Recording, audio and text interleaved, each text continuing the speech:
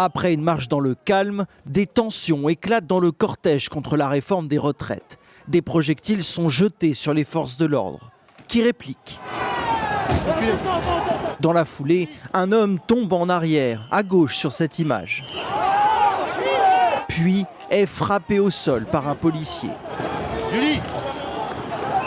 Après cette manifestation, l'homme doit subir une ablation du testicule.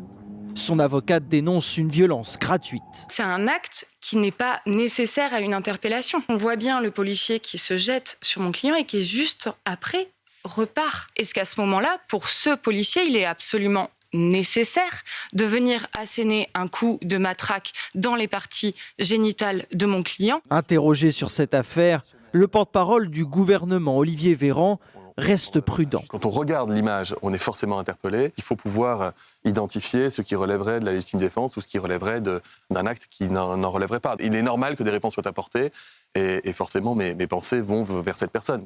Rien ne justifie de se faire opérer de la sorte et de se retrouver blessé. L'homme a décidé de porter plainte pour violence volontaire par personne dépositaire de l'autorité publique, entraînant une mutilation.